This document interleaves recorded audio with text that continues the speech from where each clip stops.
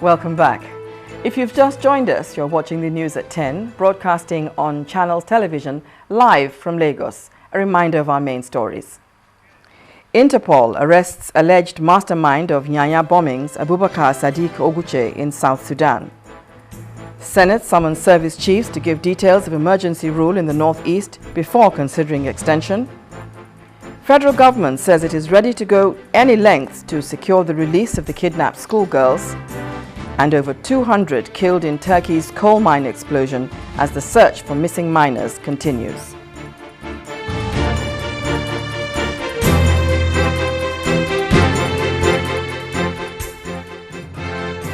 Well, all our top stories can be found on our website, channelstv.com, and on youtube.com/channelsweb. To get us on the move, visit m.channelstv.com to view us live on your mobile device. You can also download the Channels TV app for Android, iOS and Windows phones from their respective stores. And please interact with the Channels Eyewitness feature on our Android, iOS and Windows 8 platforms. If you have pictures or videos to share with us, tap the application on your device, swipe to reveal the Eyewitness menu and follow the instructions. Residents of 3 villages in northern Nigeria have repelled an attack by people suspected to be members of the Boko Haram sect.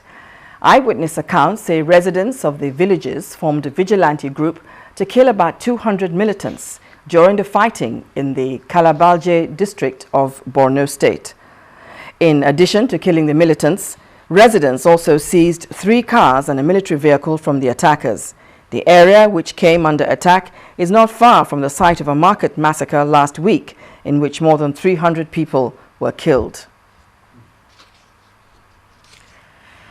Now, Cameroon appears to be having a feel of the Islamist extremist group Boko Haram, as defense officials allege the sect has infiltrated the country. Cameroon defense spokesperson Colonel Didier Bajek said the ministry has beefed up security across the country. Cameroon's northwestern border runs along the length of Nigeria's eastern border, stretching all the way to Nigeria's predominantly Muslim north. Earlier this month, a gendarmerie officer and a civilian were killed in Kusem military post in northern Cameroon by Boko Haram.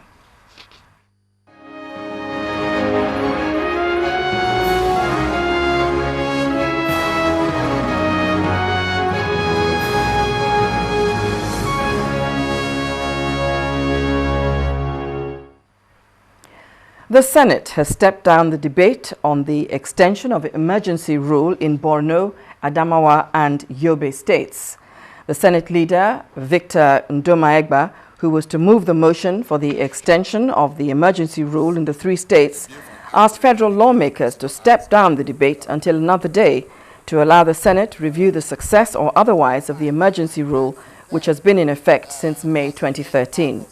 To this end, the Senate has summoned the service chiefs and the ministers of defense and police affairs to appear before lawmakers at plenary to explain the security situation in Adamawa, Borno and Yobe states. Lawmakers in the House of Representatives will tomorrow vote on the request by President Goodluck Jonathan for an extension of the state of emergency in Adamawa, Borno and Yobe states. For over 3 hours, the lawmakers were sharply divided on the issue at today's parliamentary proceedings. The Speaker of the House, Aminu Tambuwal, advised all members outside Abuja to be present on Thursday to vote, but said the House would first be briefed by service chiefs who have been invited over the abducted girls in Chibok, Borno State, and the situation in the states under emergency rule.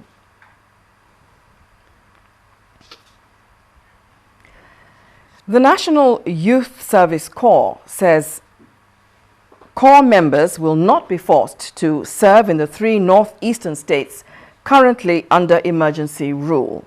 The Director General of the NYSC, Brigadier General Johnson Olawumi, made the clarification when he appeared before the National Conference Committee of Civil Society, Labour and Youth.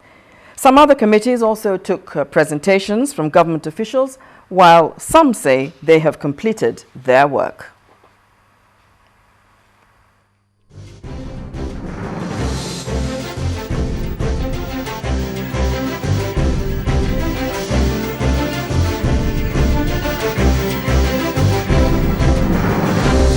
It's less than 48 hours for committees of the National Conference to round up deliberations and submit their recommendations for consideration. Still, some committees are meeting with invited officials.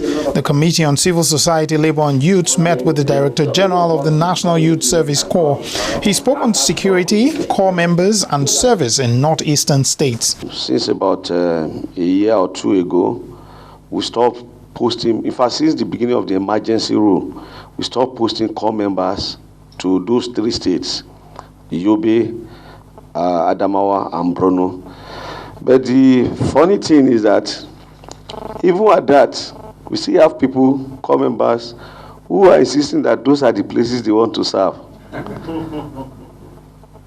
So because of that, we allow some of them to go, but nobody is forced to go to those 3 states for now. The chairman of the National Wages and Salaries Commission also appeared before the Committee on Public Finance. He touched on the issues of salaries, especially that of lawmakers in the National Assembly. What they are paid officially, what is determine the salary for them, and the allowance is determined for them, it's not outrageous by any standard. But it is the addition of some of that things they take that makes it big. And you won't find it in this book. You won't find it in the law. Most of the committees say they have completed their work, while some are optimistic they will finish on time. We've rounded up our committee work today, and we intend to tidy up our report between now and tomorrow. Okay. After which we are prepared for the plenary. But we are upbeat, and I think largely we've really come to conclusions, largely through consensus. We've moved very progressively, we've moved very seamlessly. We've finished. We're just going to go through the final draft and adopt the final draft, and we will certainly make the deadline. Okay. All decisions have been taken by consensus, which is our preferred option. And we have reached the agreement on almost all the areas in which we are covering. By tomorrow, which is the time that we are given, our report will be ready. And we are putting the report together, and by the end of this week we should be ready to submit our report to the conference. Later in the day, the conference secretariat met with the leadership of the 20 committees. After the closed-door meeting, an official of the secretariat spoke on the focus of the meeting. This meeting basically was to find out how far they have gone with their committee work, when the reports are coming in, and how we are going to handle the plenary when we return.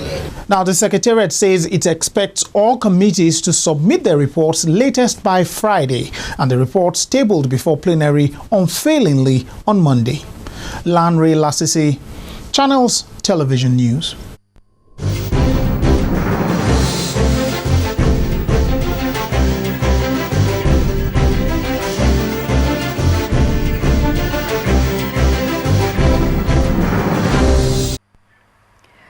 A federal high court in Port Harcourt has advised the National Deposit Insurance Corporation and the owners of the Ogei Place Hotels Limited to explore an out-of-court settlement in a debt recovery suit filed by the corporation.